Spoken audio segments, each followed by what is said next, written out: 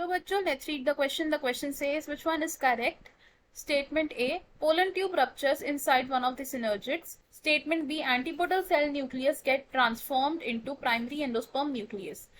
Option 1, both A and B are correct. Option 2, both A and B are incorrect. Option 3, only A is correct. Option 4, only B is correct. Question में हमसे पूछा है कि given statements में से कौन सी statement correct है. First statement में बोला गया है कि जो पोलन ट्यूब होती है वो एक सिनर्जिड के अंदर रप्चर हो जाती है. और स्टेटमेंट बी में बोला गया है कि जो एंटीपोडल सेल का न्यूक्लियस होता है वो ट्रांसफॉर्म होता है इनटू प्राइमरी एंडोस्पर्म न्यूक्लियस. हमारे पास 4 ऑप्शंस हैं जिनमें से हमने एक करेक्ट ऑप्शन को चूज करना. तो सबसे पहले शुरू करेंगे हम विद द की कॉन्सेप्ट. इस क्वेश्चन में हमारा की कॉन्सेप्ट यूज हो रहा है डबल फर्टिलाइजेशन.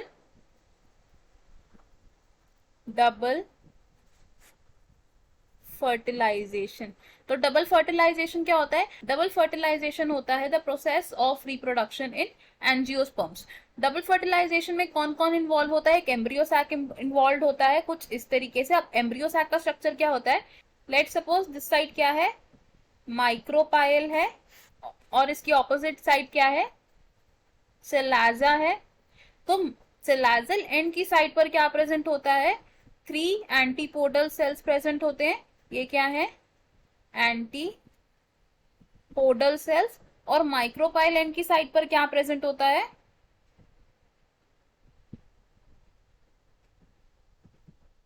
दो सिनर्जिड्स प्रेजेंट होते हैं और साथ ही साथ क्या प्रेजेंट होता है? एक एग प्रेजेंट होता है. तो ये क्या है? दीज आर सिनर्जिड्स और बीच में क्या है? एग है. और एम्ब्रियो सैक के सेंटर में क्या प्रेजेंट होता है? 2 पोलर न्यूक्लियाई प्रेजेंट होते हैं.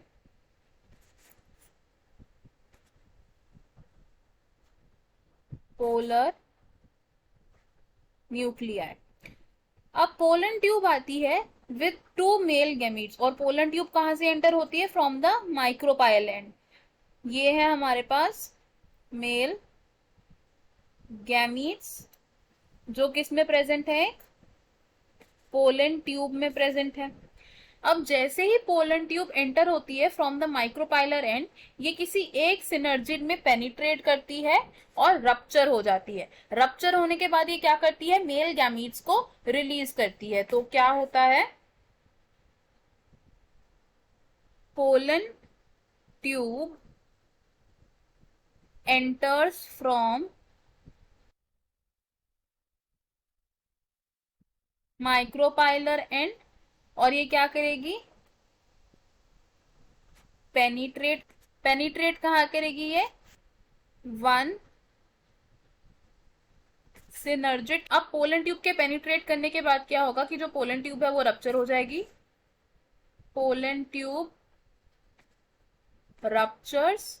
और पोलन ट्यूब जब रप्चर हो जाएगी तो ये क्या करेगी? 2 मेल गैमीट्स को एम्ब्रियो सैक के अंदर रिलीज कर देगी. Male gametes released. और अब ये मेल गैमीट्स क्या करेंगे? फर्टिलाइजेशन की प्रोसेस को कंप्लीट करेंगे. कैसे करेंगे? 1 मेल गैमीट क्या करता है? 1 मेल गैमीट फ्यूज करेगा विद एग सेल और ये क्या फॉर्म करेगा? एक डिप्लॉयड जायगोट फॉर्म करेगा. और इस प्रोसेस को हम क्या कहते हैं? इस प्रोसेस को हम कहते हैं सिनगैमी. और जो दूसरा मेल गैमीट बचा है वो क्या करेगा? सेकेंड मेल गैमीट फ्यूज करेगा विद पोलर न्यूक्लियाई. और पोलर न्यूक्लियाई के साथ जब ये फ्यूज करेगा तो ये क्या फॉर्म करेगा? Primary endosperm nucleus. Primary endosperm nucleus form करेगा. और ये जो प्रोसेस हो रही है इस प्रोसेस को हम क्या कहते हैं? Triple fusion. अब क्योंकि 2 तरीके की फर्टिलाइजेशन साइमल्टेनियसली हो रही है इन द एंजियोस्पर्म्स, इसलिए इस प्रोसेस को हम क्या कहते हैं? डबल फर्टिलाइजेशन कहते हैं. हमारे पास जो स्टेटमेंट्स थी वो स्टेटमेंट्स क्या बोल रही थी? स्टेटमेंट ए में कहा गया था कि pollen tube ruptures inside one of the synergids. तो ये स्टेटमेंट कैसी है? करेक्ट स्टेटमेंट है ये. एंड स्टेटमेंट 2 सेज कि antipodal cell nucleus gets transformed into primary endosperm nucleus. तो ये स्टेटमेंट रॉन्ग है बिकॉज प्राइमरी एंडोस्पर्म न्यूक्लियस में कौन से न्यूक्लियस ट्रांसफॉर्म होते हैं? पोलर न्यूक्लियाई ट्रांसफॉर्म होते हैं, ना कि एंटीपोडल सेल्स। तो हमारा करेक्ट आंसर क्या होगा from the 4 given options? Correct answer will be option 3 which says only A is correct, क्योंकि हमारी सिर्फ स्टेटमेंट ए ही करेक्ट है। बाकी के ऑप्शंस क्यों इनकरेक्ट है हम देखते हैं। Option 1 says both A and B are correct, तो ये ऑप्शन रॉन्ग होगा बिकॉज हमारी बी स्टेटमेंट करेक्ट नहीं है। Option 2 says both A and B are incorrect, तो ये ऑप्शन भी रॉन्ग होगा बिकॉज हमारी एक स्टेटमेंट इनमें से करेक्ट है। Option 4 says only B is, तो ये ऑप्शन रॉन्ग होगा बिकॉज हमारी बी स्टेटमेंट इनकरेक्ट है। हमारा करेक्ट और फाइनल आंसर है इस क्वेश्चन में option 3। I hope you understood it well. All the best, thank you.